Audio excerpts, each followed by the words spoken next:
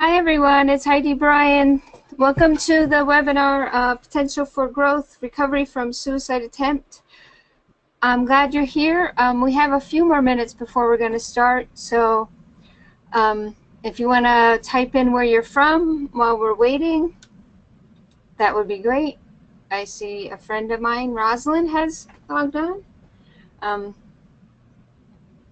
Central Queensland, I bet she has most people beat as far as location. She's in Australia, so. And evidently everyone else is deciding not to. Let me see. Okay.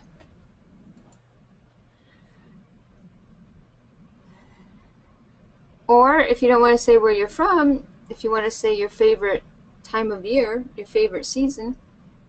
Oh, here's someone from Wautoma, Wisconsin. I'm Anina. Nice to meet you. Grand Rapids, Michigan. Cool.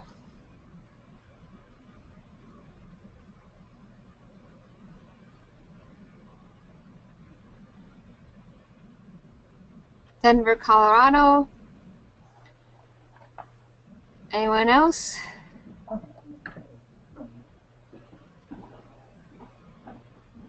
Lexington, Kentucky.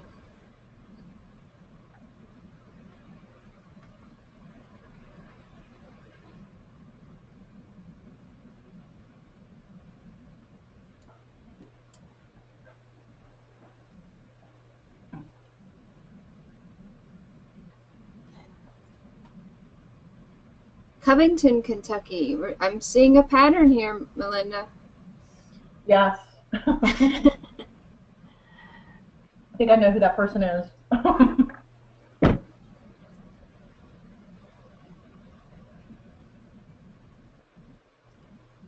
Any other takers where you're from? We have one more minute before we start. I love finding out where everybody's from. That's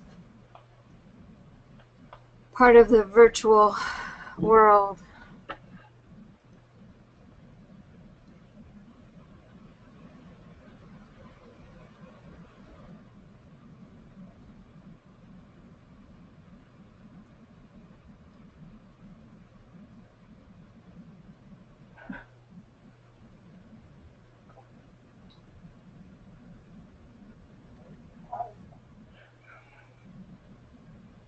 Well, I think we can probably begin. I'm sure people will trickle in as we start, so I will just begin. A few items to discuss first. Even though everybody's going to be muted, I still recommend you turn off your cell phones and just allow yourself this hour to focus on the topic. You should have received a link to download a workbook to help you take notes. If not, it is part of the handouts that are attached to the webinar, so feel free to use it now. During the webinar, if you have questions, you can either raise your hand or do a question and answer, write the question. We're going to hold off asking questions until the end, I believe. But, you know, if you're anything like me, you probably are afraid you're going to forget. So go ahead and type in your question, and we'll do everything we can to get to answer it. And okay. In case you weren't on previously, my name is Heidi Bryan, and I'm the host and organizer of the webinar. I've been involved in suicide prevention since 1998 after losing my brother to suicide. I founded and ran an organization called Feeling Blue Suicide Prevention Council, which has now morphed into Prevent Suicide Pennsylvania, and I'm currently running a consulting business in Wisconsin. I'm a person with lived experience. I've attempted suicide, still struggle with suicidal thoughts, chronic suicidality, have different diagnoses of major depressive disorder, PTSD, and other anxiety and other things. And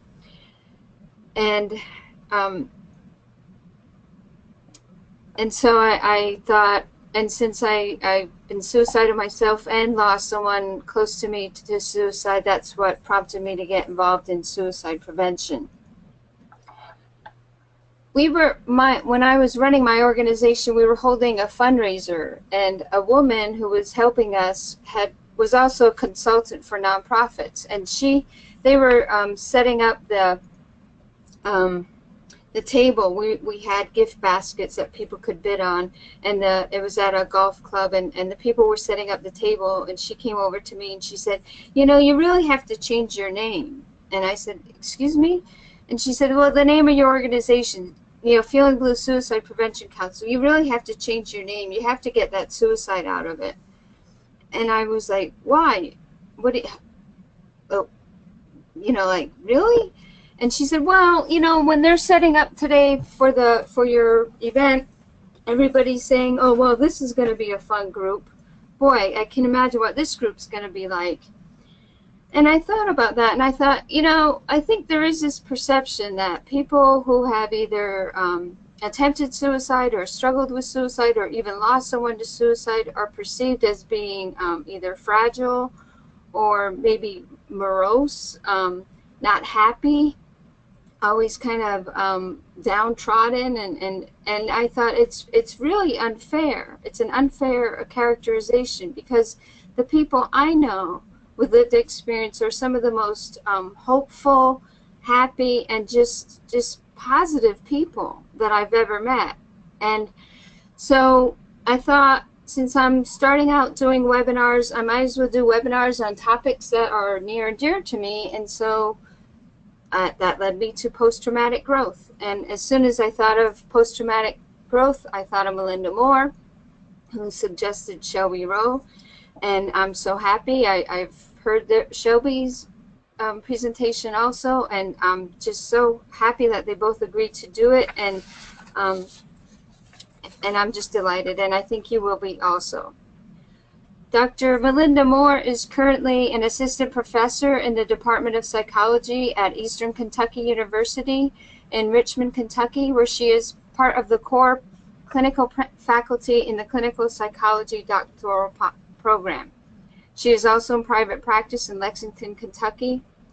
Dr. Moore is a senior consultant for CAMS Care, the company disseminating the collaborative assessment and management of suicidality, or CAMS, and routinely trains clinicians in this suicide-focused treatment approach across the country. Additionally, she serves on the board of the American Association of Suicidology as the chair of the clinical division. At Eastern Kentucky University, she conducts suicide bereavement research with an emphasis on post-traumatic growth and directs this federal SAMHSA Garrett Lee Smith Campus Suicide Prevention Grant. Earlier this year, she published The Suicide Funeral, Working with Clergy to Help at Critical Times, and with her co-author, Rabbi Dan Robert. She received her PhD from the Catholic University of America. Shelby Rowe is the Youth Suicide Prevention Program Manager for the Oklahoma Department of Mental Health and Substance Abuse Services, and previously served as the Manager of Education and Prevention Services for the American Foundation for Suicide Prevention. Ms. Rowe has over 20 years of experience in public health and has been a leader in the suicide prevention movement since 2007. She is a suicide attempt survivor who dedicates herself every day to fighting the prejudice and discrimination that affects those affected by suicide. She is a former member of the Board of Directors for the National Association of Crisis Center Directors and currently serves on the Consumer Survivor Committee for the National Suicide Prevention Lifeline, and she holds a BA in Sociology and Philosophy and also an MBA. So with further ado, I am going to give you Melinda. Hi, Heidi. Thank you so much for that kind introduction. I am going to post my slides now so you can see them. Let me know if you can't see them, okay? We can see them. Fantastic, fantastic. So, Heidi, you know, I appreciate you giving us all a piece of your own story. You know, I've known you for many years, and I still am finding out new things about you, and I just really appreciate the work that you do, and appreciate the work, of course, of what Shelby does. I got interested in this idea of growth from a traumatic experience when I was doing my PhD dissertation at Catholic University of America. But that interest really stems from my own experience in losing my husband to suicide over 20 years ago. So, you know, we all come at this as people who have had various experiences with suicide. I knew that when I lost my husband to suicide, I had been changed inalterably. I knew that I was no longer the same person. And I knew that there were things about myself, as much pain as I was in, because it was, bar none, the most painful experience of my life, not just emotional pain, but physical pain. As much pain as I was in, and as traumatized as I was by his death by suicide, I knew that I had changed in ways that actually were really quite good. I knew I was a more compassionate person.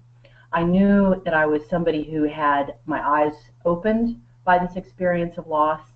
And I knew that I was also somebody that was experiencing stigma from the inside out, because people that I worked with no longer, people I worked with, people I knew, and people, members of my family, no longer treated me the same way. So I knew I was going through a really profound experience, but I really wasn't certain what it was. But it was because of the changes that were created within me by this traumatic experience and loss of my husband. I didn't know that.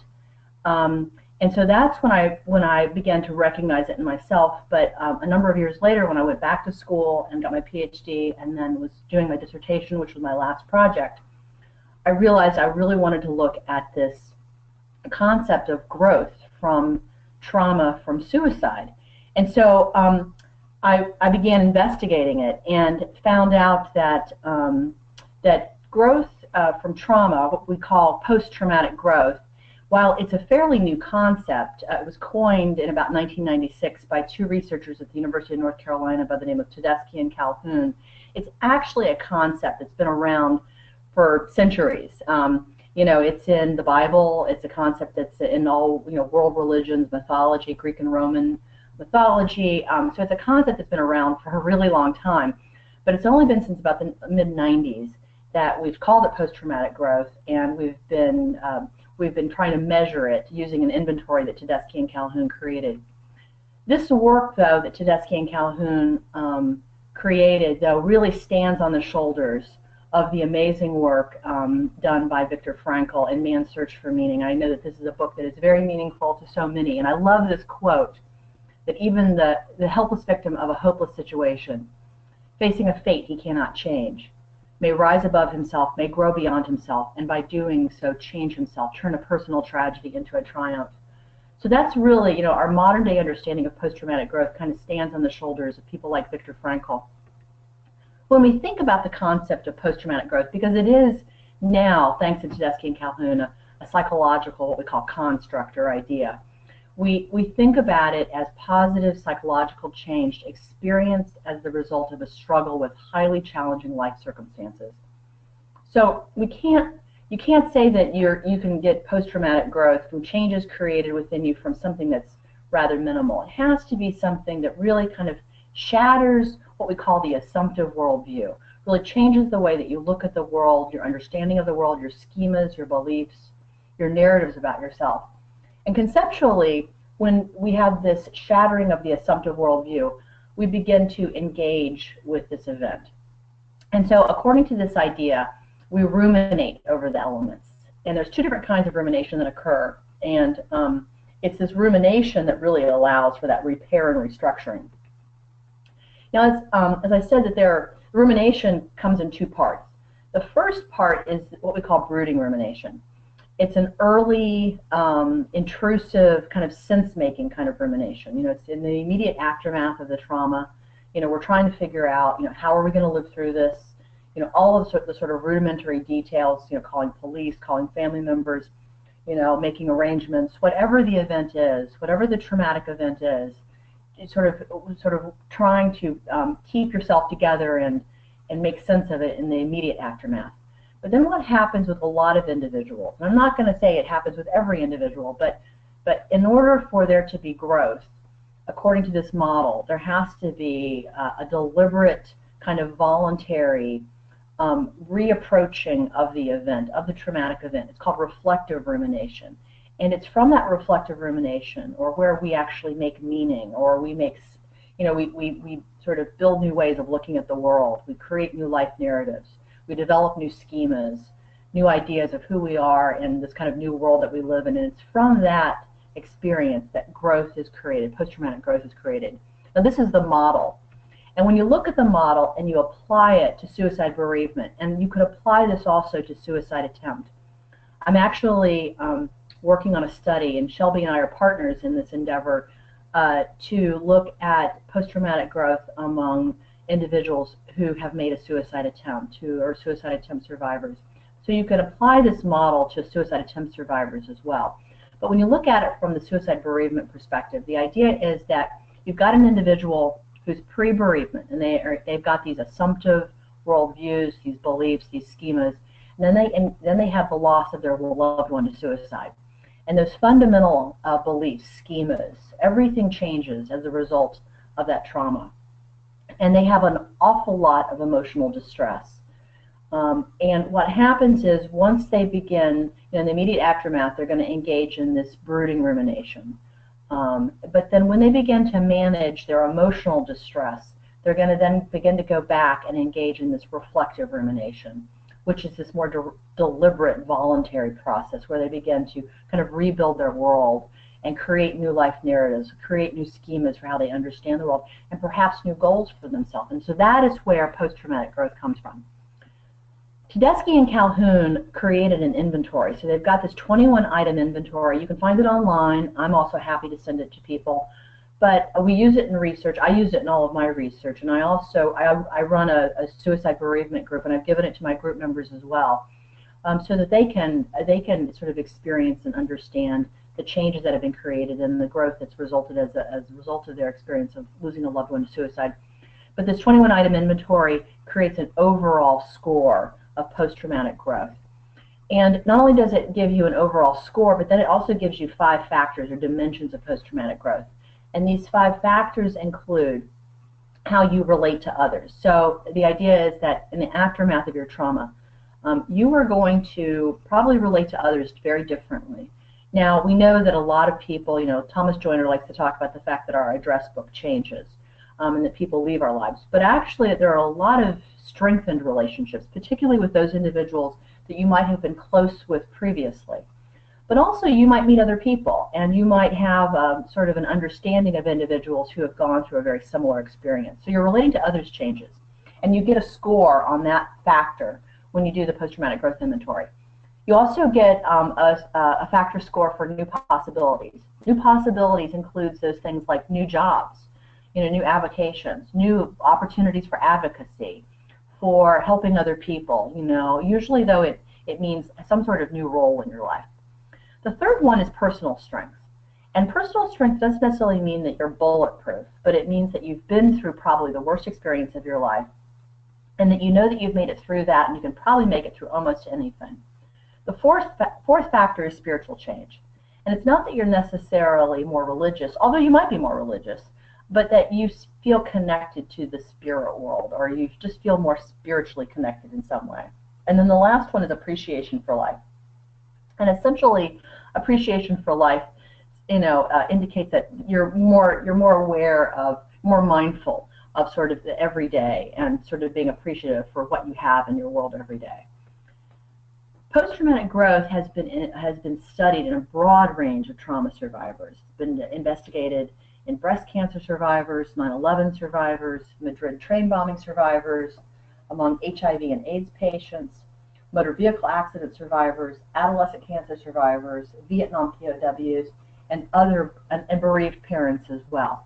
I was really the first researcher to look at post-traumatic growth among suicide bereaved parents. And so I'm going on, well, almost 10 years now. I began collecting data through this website. It was a portal for data collection. I now have turned this website into more of a mainstream website for post-traumatic growth. So if you're interested in the concept of post-traumatic growth and research around it and videos and various things, I'm encouraging anybody to go on the website and and find out more. But at the time, I used it as a data collection website for parents who had lost a child to suicide within 2 years. And the reason I asked that they be people who had lost a child within 2 years is because Tedeschi and Calhoun, they also theorized that growth, while we may not apprehend it at the time, it actually comes closer to the trauma than farther away. And this is actually consistent with what I experienced. I knew almost immediately in the aftermath of losing my husband to suicide that I had changed, but I didn't really quite identify it or recognize it as growth. I just knew that I had changed and I was fundamentally different.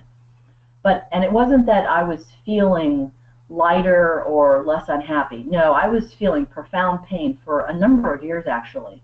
But I also knew that I had changed for the better, and there were things about my world and my life and who I was that had inalterably changed and actually were for the better. So it's really growth within the context of pain when we think about post-traumatic growth.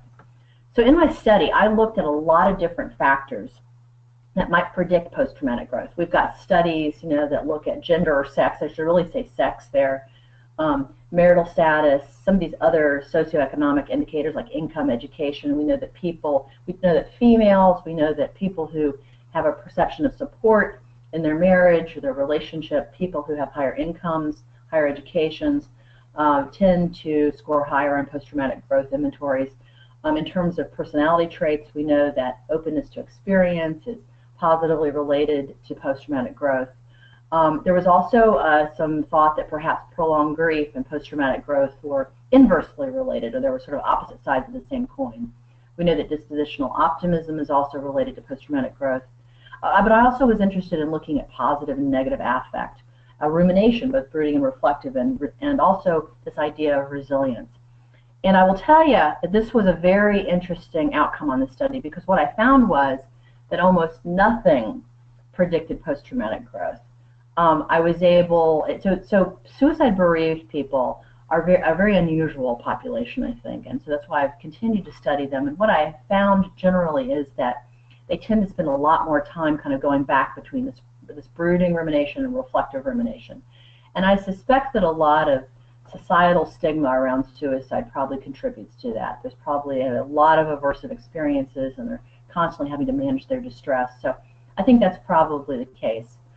What we did find, though, and I was pleasantly surprised, is that parents who had lost children to suicide within 10 years actually indicated that they had moderate, sort of low, moderate levels of post-traumatic growth. So when you look at my study compared to other studies, they actually are faring pretty well at 46.27 as a mean. Some other things that came out of this study, which I want to share, and I'm hoping I can see some of them here, because I guess I need to minimize this because I'm having trouble seeing some of my quotes here. But some individuals, we did the post-traumatic growth inventory, but then we also asked them open-ended responses. And some of the things really, it didn't surprise me, but I was pleasantly surprised to see the open-ended responses. And one of the participants said that they had experienced a growth of their personal strength. And their quote was, "Because I do love life despite the pain and difficulties I have experienced in mine. I want to live because I love my 5 children, including my son, who's deceased by suicide." Now, hold on a second. I'm having a little trouble here forwarding the slides. I don't know if I've done something. Hopefully I haven't. Okay. Okay. This is the second one. This also kind of signals an increase in personal strength. "I want to live because I'm a suicide survivor, also after a serious attempt at 20, and I look back and see now what I would have lost if I had been successful at that attempt. I was given a second chance and have made use of it." So here we're seeing the reflections of an individual who's both who's suicide bereaved, but also a suicide attempt survivor. In terms of relating to others, other open-ended responses also indicated relating to others differently. "There must be some purpose for which I was created, and now that my kids are grown, I want to find out what I am supposed to do with the remainder of my life. My parents need me. They are elderly and have no one else besides me to make sure they are okay." In terms of new possibilities, we also found responses such as this one. "I want to find out if there's anything positive that can come out of my son's death. Maybe I can somehow stop someone else from making this unthinkably awful decision to take their life. To help others as I may be able to do so in a manner that is comfortable for myself." Others indicated appreciation for life. To experience the beauty of the world that God made, the sunrise in the mountains with snow caps. It can still take my breath away to marvel at this beauty. To prolong or make the most of the short time that I will be physically on this earth. Life is short enough. It is over in a relative instant, so there is no need to do anything to accelerate the end. Someone else said, life is important to me. There is still so much I haven't gotten to do yet that I want to do. I want to see more of the world, travel, and meet new people. So these are some of the examples of, sort of like I said, the open-ended responses that people gave us with this study that really demonstrate these factors of post-traumatic growth, but sort of this overall idea of growth. When we think about this element of time, though, it's very interesting. I did a follow-up study with Christopher Poe, and we looked at those individuals who were farther out from their bereavement experience. And actually, we found statistically no difference in those individuals who were closer to and farther out. So we're wondering, what are some other differences? One of the things that we found was that really kinship didn't matter a whole lot. It was this perception of closeness. Individuals who felt close to the individual who died by suicide. Now, some of those might be kin, but some of those might be best friends, or colleagues or workmates or whatever. We found that there really were no differences in terms of kinship relationship, but it's this perception of closeness that really predicted the post-traumatic growth. I worked several years ago with Julie Serrell on her military suicide bereavement study at the University of Kentucky, and we embedded questions about post-traumatic growth in this study. And in this study, we actually randomly called individuals in Kentucky, and then we ended up, we were most interested in people who had been exposed to suicide, trying to find out how many people had been exposed to suicide. But then we also wanted to find out about the outcomes of exposure to suicide, and we asked them a lot of questions about depression, anxiety, suicidal ideation, suicide attempt, but we also asked them about post-traumatic growth. And a couple of people that I interviewed I thought were kind of poster children for this idea of post-traumatic growth. Linda, who was the mother of Matt, said to me, "You can come out of it a better person. I know that I'm so much more compassionate than ever." And Liz, whose son was an active duty service member who died by suicide, she's become a real advocate for military suicide. And she said, "Through me, Cody is touching so many lives." Linda also said some other really beautiful things that I thought were emblematic of this idea of post-traumatic growth. She said, "I knew then that something that came out of it was going to be positive. We are going to do something." She also talked about these other elements, these other factors of post-traumatic growth, like relating to others. She said, "We have fewer friends than we had before. We have some very good friends and family." She also said, "I feel honored," and this seemed to me emblematic of appreciation for life. "I feel honored. God gave me that wonderful young man for 20 years. There was also kind of an earned wisdom with Linda that I thought was very interesting. She said, "I don't waste time on people, things that are not going to be productive or fun, being upset that someone is not who you want them to be." So, we saw this in these individuals that we interviewed for the military suicide bereavement study as well, like I said. A couple of years ago, I was interviewed by U.S. News & World Report on how trauma can help you grow. This reporter was very interested in suicide attempt and the relationship between it and growth. My friend Kristen Spexarth was interviewed, and she has written a book called Passing Reflections, and she talks a lot about losing her son Colby to suicide. She said, "Paradoxically, the trauma of losing Colby tore away the blinders that previously hindered my vision. Trauma taught me that my efforts to control were misguided. The challenge that come offer us the opportunity to grow, and when the challenges are great, to be transformed."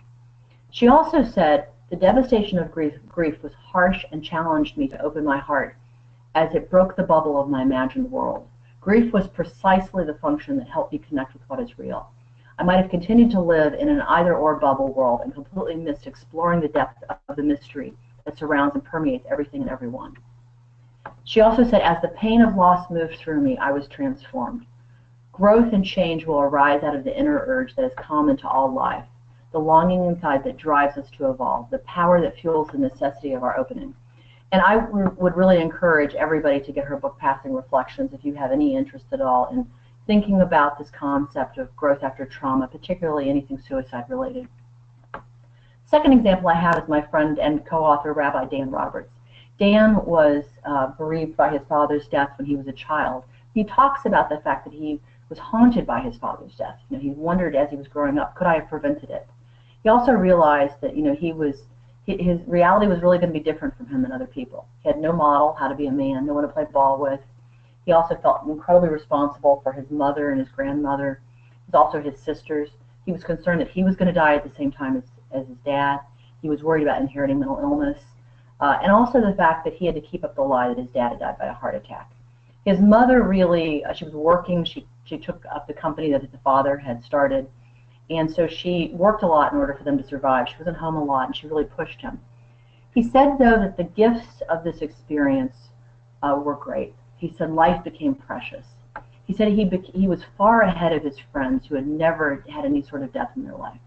He said this experience made him more sensitive and caring. He ended up becoming a rabbi, and he also ended up becoming really the go-to clergy for sensitive responses to suicide, for funeral school, etc. He's also become a leader in thanatology, ended up becoming an ADEC board member. He's an author himself and also a filmmaker. He said, it made me a better father because I did much of it by the seat of my pants because I didn't have a role model. And he also acknowledges the fact that I would never be where I am at in life if it were not for this experience. Rabbi Roberts has done a lot of amazing things in his life. As I said, he wrote a book on clergy retirement. He also co-edited the book, The Suicide Funeral with Me, which was released in May. And I think this is a byproduct of both of our experiences of being changed inalterably and growing as a result of our experiences of loss. I would really encourage anybody who wants to know more about cultivating post-traumatic growth to get this book by Tedeschi and Calhoun. It really sort of lays down some of the things that those of us who are clinicians or people who work with individuals in some capacity, how they can understand it better, but then also how they might be able to facilitate it in people that they work with. I would really encourage you to contact me if you're interested in the research that I'm conducting on suicide attempt survivors, or if you have any other question whatsoever. And I certainly would welcome you to visit my website, posttraumaticgrowth.com. I want to thank you very much for being here today, and thank you very much for your interest in post-traumatic growth. Thank you, Melinda. That was great. And now I'm going to hand it off to Shelby. Except that I'm having trouble. Okay. Sorry, Shelby. Yeah, I'm getting there. Yeah, you can get to me. Yeah, so we can see my slides, and we'll get started. Okay. Let's do this. Okay, hopefully you can see my slides. Heidi, thank you again for asking me to join Melinda for this webinar. As Melinda and I spoke several months ago as a conference, we really realized we both had a really strong passion for this, and I'm excited to be part of Melinda's research because as a suicide attempt survivor, I believe that there is a tremendous amount of post-traumatic growth that takes place, and the more that we can raise awareness and talk about it, I think we can find some really healing pathways and more hope for clinicians, for family members of those of us who have been through a suicidal crisis, and then for survivors ourselves. I am a strong believer that recovery is the antidote to stigma, and the more stories of recovery and survival and growth that can come out around suicide, I believe that we can eradicate the stigma that many of us face because of our past attempts or because of our past losses to suicide. So let's roll into a little bit about me. Hopefully you guys remember, I won't date myself too bad, but there used to be these cute little toys called Weeble Wobbles. I had experienced a lot of trauma early in my life, multiple things, a domestic violence survivor, child sexual abuse survivor, had gone through a lot, and my first husband actually was killed in an accidental shooting when we were quite young. And a good friend of mine had nicknamed me Weeble Wobble because I always seemed to be able to recover, that I could go through some traumatic life events and be able to, to make sense of it, to integrate it into my new worldview and move on. But what a lot of people didn't know was on the inside, although I looked like everything was going fine. Here's a picture of me in November of 2010. In one of Melinda's slides, mentioned the concept of dispositional optimism. That is certainly me. November 2010, this was taken about a week before my last suicide attempt. So you can see how distraught I appear. I was still working. I was the director of a statewide suicide prevention agency, was serving on a national board with the National Association of Crisis Organization Directors. And I had gone through a traumatic divorce that had triggered my PTSD. And because I had been working on, changing and advancing, I had left myself really vulnerable, and that a lot of people in my life didn't know about my past experiences. So when I found myself in a PTSD crisis, I didn't have a good support network. I wasn't reaching out, and I had this false sense of arrogance that because I worked in suicide prevention, because I taught coping skills, because I did de-escalation and critical incident stress management, that I should be able to fix myself. And for those of you, there are others on the call that have PTSD, or those of you who are clinicians, that you can't logically talk your body out of responding in a PTSD crisis. And so that put me in a bind. I am a member of the Chickasaw Nation, the unconquered and unconquerable Chickasaw Nation. And this symbol is really important in our tribe. It's a symbol of the journey of life. And for me, it's a great tool to help describe PTSD. In your normal journey of life, you go along the trail, and time gives you some space for perspective. So whereas there may have been past traumas, on a normal given day, those traumas seem far away, and I have good perspective. But if I'm in a PTSD crisis, it's as if there's been a flood, and that red background fills everything. And all those past traumas are really current. And so for me in 2010, not only was I dealing with, very sudden traumatic divorce, but I was, the death of my first husband was fresh in my mind. Past abuses, past traumas, every trauma I had ever faced was in my world, and I didn't know how to communicate it. I was so annoyed that I couldn't logically shut it all down, and really was building this self-rage and kept screaming in my head every day while I was trying to look all pleasant. I can't live like this anymore. I can't live like this anymore. And it was just something that every day permeated my thoughts. And I came to a night in November 2010 where self-rage, furious, and I made an attempt on my life. I looked myself in the mirror and said, I hope I never see you again. And I went to bed because I couldn't figure out how to live anymore in the world that I was in. I couldn't figure out how to be me anymore. Fortunately, I woke up and had a rough day of reckoning, to say the least, with my children, with other people in my life. And I ended up having a really, really deep conversation with my dad. My dad had come to visit me to see if I was okay. And we had this deep conversation that even though it wasn't about my suicide attempt, it was a conversation where he showed that he cared about me, that he was there for me. And I had this sense of love and connection that I hadn't had in years. And honestly, I'd never had with my dad. So we had this beautiful conversation. And that night, when I went to bed, I was looking in the mirror again at myself, the person that I had, so hatefully spoken to a few days before. And that voice in my head, still kind of whispered, but I can't live like this anymore. And that internal voice, internal spirit, just kind of said, so don't. Live a different way.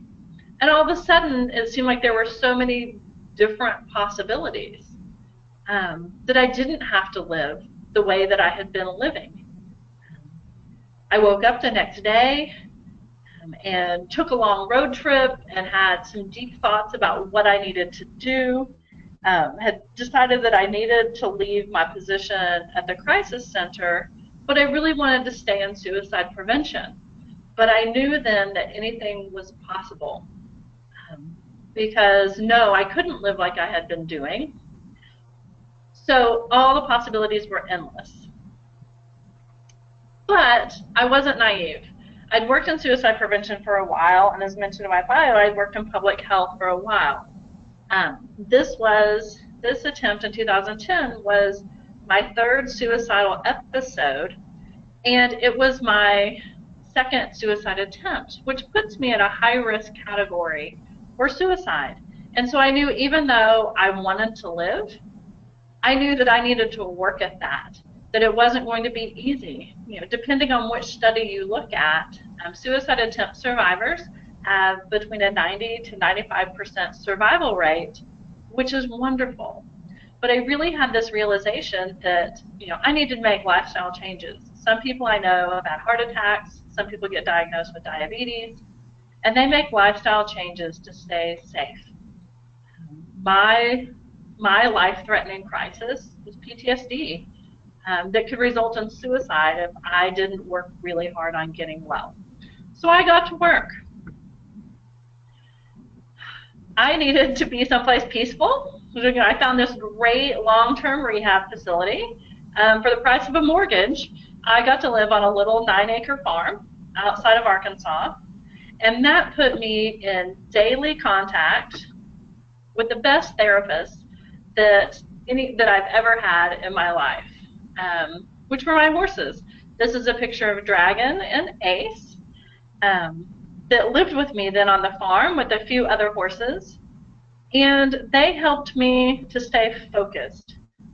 Those of you who have been around horses know that they are wonderful for those of us with PTSD, and also for those of us who are really good at pretending like everything is okay. Horses sense your mood, and if you're not being authentic, they don't want to be around you. They are great lie detectors. And so I had to learn that when I was sad, I needed to act sad. When I was frustrated, act frustrated. That how I was feeling was okay, because if I went out in the pasture and I was feeling sad, but trying to act like I was fine, the horses knew I wasn't being sincere and didn't want to be around me. So they were the best therapists that I could have had at the time. I also decided, you know, with them, Dragon and Ace and the others, and I decided that we were going to help other soldiers. During my time on the crisis line, I really developed a heart for helping soldiers. Of all the calls that we took as an agency, all the calls that I took myself, the calls from soldiers really stuck with me the most and inspired me to want to change the world and make it a better place for them. I knew that there were soldiers that were getting deployed, and they were having to sell their horses so that they could serve our country. I also knew there were a lot of veterans back home who didn't have a sense of purpose, and they didn't want to show up at the VA and say that they needed help. And so with my connections and training, I said we would start Almost Home Ranch, and we would recruit soldiers who had recently been hospitalized or who were receiving treatment for PTSD, and I would recruit them because I needed volunteers at Almost Home Ranch to help me take care of horses that belonged to soldiers that were deployed. It was a great plan. We had a horrible drought that year. You know, in retrospect, I probably should have waited 5 years of fundraising, but I needed Almost Home Ranch really, you know, to save my life. As much as I wanted to help other people, I knew that I needed that. So I jumped in full force. There was a terrible drought that year and other things. So about 18 months into it, we had to, you know, pack it up and call it a day. But there are no regrets, because the safety net that I built for the soldiers that I wanted to help really helped me to build a good safety net for myself, and played a crucial role in my healing. I also did a lot of reading. I am not the best therapy patient. Because of my dispositional optimism. I joke with my friend Dr. Jonathan Singer that I am terminally pleasant. I'm not a great patient, but I do learn a lot from reading and being able to share with others. I also had a dear friend of mine, Jennifer Battle, introduce me to the Hindu goddess Akilanda. Akilanda is the goddess of the never not broken. And the legend goes, and her story is that when you are completely shattered, when you have lost everything that you think you are, the possibilities are endless.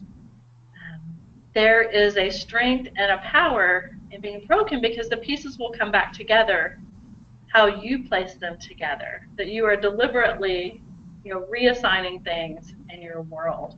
And, when I left my job at the Crisis Center as a director to start my own nonprofit, and different friends and coworkers and family were saying, wow, that's really brave, what if you fail? And to me, it's like, well, as long as I survived, because to me, I'd already lost a lot, but I had survived. And anything, that didn't result in my death could be a viable option. And I knew the worst that would happen with my nonprofit is that it would fail or I would lose money, which both happened. But I was okay with that possibility. I was okay pursuing a dream because I knew that that would be on my journey to healing. And I thought, what if I fail? But what if I succeed? And I think for the first time in my life, I started seeing myself as not that I was strong in spite of my past traumas, not that I was strong in spite of being broken, that I was strong because I had been broken, that I had become elegantly mended, that was where my strength lied, is in the ability to put myself back together.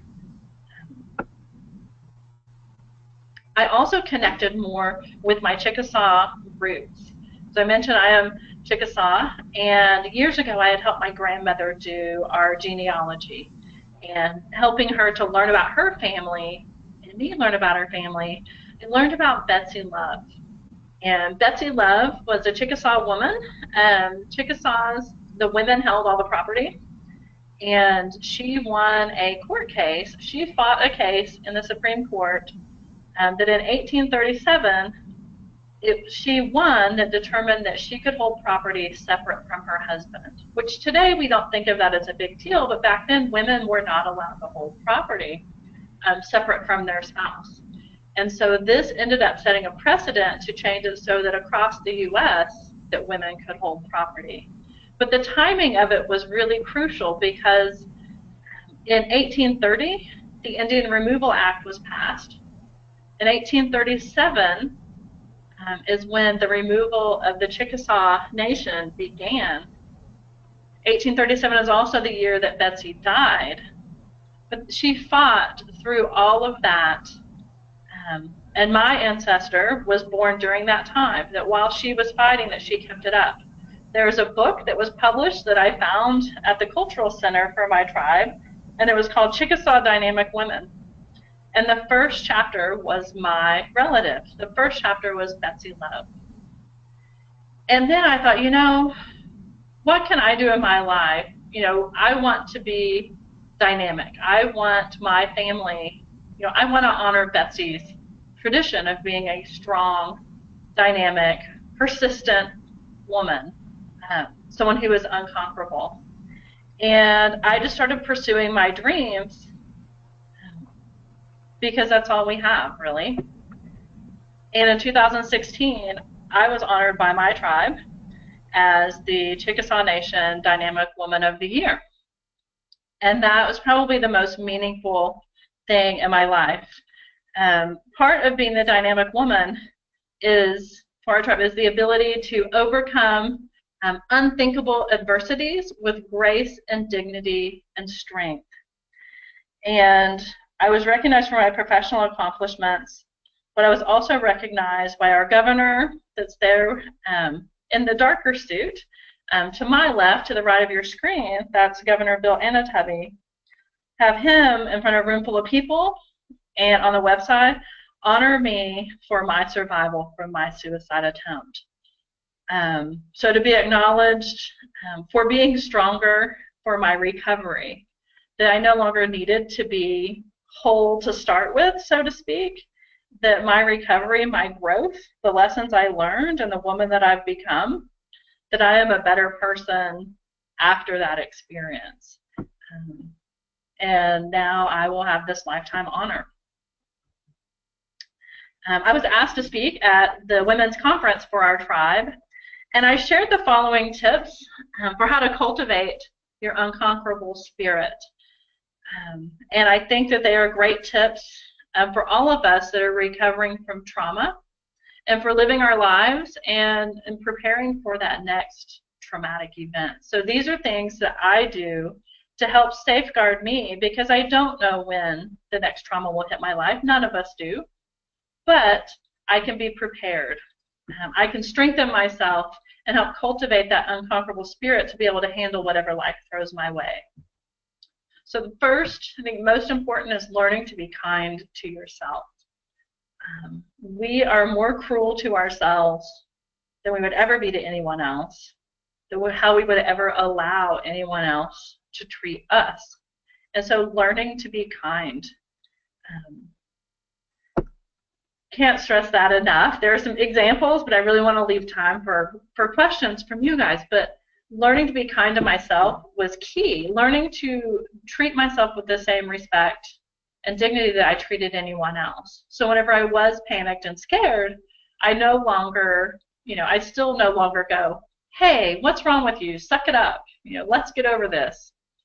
I'm like, hey, yeah, that was really awful. What you went through really was bad, and it's worth grieving. So go ahead, take a few minutes and grieve. But learning to be kind to yourself, be your own best friend, is key. Also, doing the right thing. Following your gut, following your instincts, and doing the right thing doesn't always mean being right. For me, doing the right thing meant this past year, leaving a job that I loved with the American Foundation for Suicide Prevention to be closer to my family. That was the right thing in my world, even though I could certainly justify for my career why it was better to stay there. I needed to do the right thing for me and follow my gut and trust that to be right. And I was really fortunate, have been really blessed. I have a wonderful workplace now. I love working with the state, my coworkers, the system that we have. But, that was a big leap to do the right thing, even if it didn't seem right at the time. Embrace your purpose. I am one of those that has always had a deep purpose. And my life mission is to always be ready to notice the opportunity to make a difference in the lives of others. I have found no better way to do that than in suicide prevention. This is my world. That's my purpose. Whatever your purpose is, find it and embrace it. And cherish your people, whoever your people may be. It may be your family, your friends. It could be your furry people, your coworkers. For me, it's the Chickasaw Nation. It's a group. I'm a member of a group of women here in Oklahoma City, Matriarch. In New York, it was my Full Moon Sisters. Find your group of people and cherish them because we need them. Healing takes place in communities. Healing does not take place in isolation, and we need our people. Be part of the solution. When something happens in our world that we're not happy about, when I was growing up, my mom would always say that, if I wasn't willing to be part of the solution, I wasn't allowed to complain. I don't know if she knew that she was turning me into a political advocate, but always be ready to change when you see something in the world, in your life, in your family, that you're not happy with, that doesn't seem right. Be part of the solution. Work towards changing it. And live your faith. Whatever your faith is, live your faith. Don't tell people how they should be. Don't tell people what it is. They don't should on people. We spend a lot of time trying to enforce our faith on others. And I've found that I'm much happier, much more peaceful and I have a more powerful message to others if I don't should on anyone, but I just live my faith, which for me, my faith revolves around loving others. I have tremendous faith in love. I don't think that there is much in this world that cannot be fixed with love that we can't overcome. The unconditional love. So having that true love for others, when we do, we treat everyone with dignity and respect. But most importantly, it helps us to learn to treat ourselves with that unconditional love, with dignity and respect that we need for true healing and growth to take place.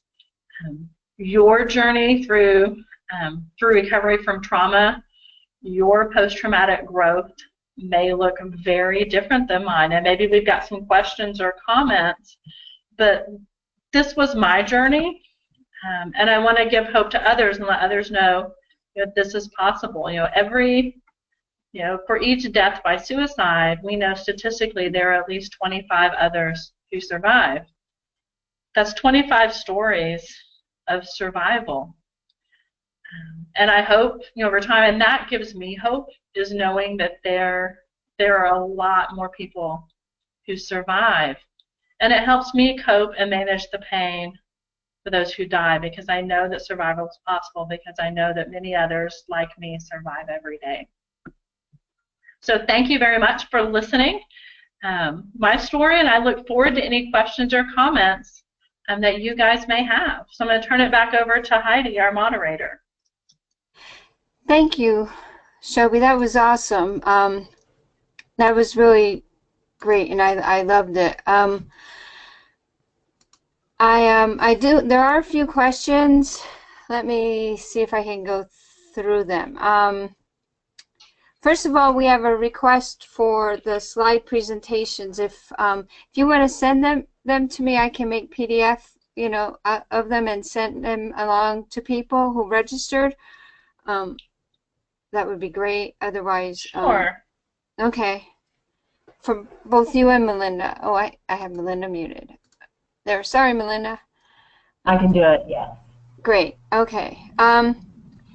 One comment is post-traumatic growth seems to relate to those with confidence or with strong self-esteem and well-being. However, what is the experience with those who have low self-esteem, etc.? Is there a difference? And if so, how do you build these ones when the self-perceptions are not positive? I think this is a really good question, and I think it's something we also don't know the answer to. I mean, I know that I have talked with hundreds and hundreds of individuals who are suicide bereaved. They're very different personalities. And I can think of a broad range of people, just anecdotally, that may not have been the most assertive people, but they certainly signaled growth from their experiences with suicide. I know that in studies that I have done in looking at individuals who might typically, you see an inverse relationship between post-traumatic growth and the personality construct of neuroticism. People who are who would score very high on sort of neuroticism scales. People who might be very hard on themselves. People who might kind of have a negative outlook on the world, a little bit negative outlook on the world. But they also there are typically, like I said, there's an inverse relationship. But there are individuals, and I know because I've talked with them, who have experienced growth. I think there's just a lot of variability, and there's a lot of things that we just don't know, a lot of unknowns.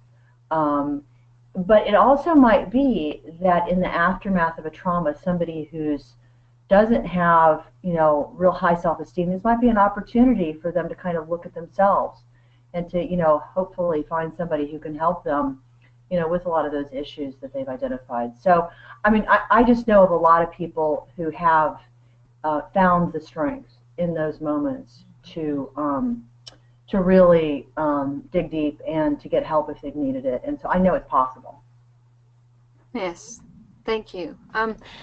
There's Carolyn has her hand raised, and but she hasn't written a question, so I'm gonna unmute you, Carolyn, to see if you want to ask your question. And are you there, Carolyn?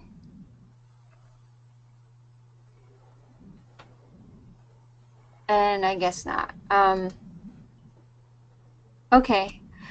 There's also some comments that horses are great for PTSD, and I can relate to that also, but I don't want to take time with my story. So there's, let me see what else. What field of specialization would be suited for, I guess, how could you learn, maybe the question is, how can you learn more about post-traumatic growth, and how, is there a field of specialization that focuses on this, or something? Like, how can you... Not really. I mean, look at my website, and that will give you some information. There's a lot of people who have written about this, but they call it other things. Stephen Joseph has written a book called, I think it's called What Doesn't Kill Us. He's a British researcher, and you know, there's once you open your eyes to the concept of post-traumatic growth, you're going to start seeing it everywhere. I have books by all sorts of people. They're not identifying it as post-traumatic growth, but that's what they're talking about. So I think it's just a matter of just, you know, looking at the literature and then just beginning to investigate websites. You know, there's a Positive Psychology Society. There's a Journal of Positive Psychology. Post-traumatic growth is considered sort of a subsidiary of positive psychology. So I would just start investigating. You don't have to be in any sort of discipline, any sort of specific discipline in order to study this. You know, it affects all of us. Okay, thanks. We're nearing to the end of the time, and I just do want to remind people that there's one more webinar next Wednesday, and that's Post-Traumatic Growth in Action, and Dr. DeQuincy Lazine, Ursula Whiteside, and David Measle, who is the director for the Pennsylvania Peer Support Coalition, will talk about how they took their lived experience and transformed it into helping others, which of course Shelby and Melinda have also done. But I just think it's interesting to hear from other people. So, and I think I meant to put the link there, but I forgot. So sorry about that. I also want to mention that if you look on your right-hand side, there are the handouts. Melinda's mentioned 2 articles, and they are part of the handouts too, so you can take them. And then just if you need to get in touch with me, you can get in touch with me. I think that's it. It was a great webinar. I can't wait to, I love listening to it and participating in it, but then I always love going back and hearing it again and getting even more out of it. There's so much that I would want to comment on, but we're running out of time. It was great, and it was awesome. I appreciate it. You both did a great job, and I think I guess that's it for now. So thank you all for attending, and you'll be getting a link to the recording as well. And I appreciate you being here. Thank you. Take care. Thank you. Bye-bye. Bye.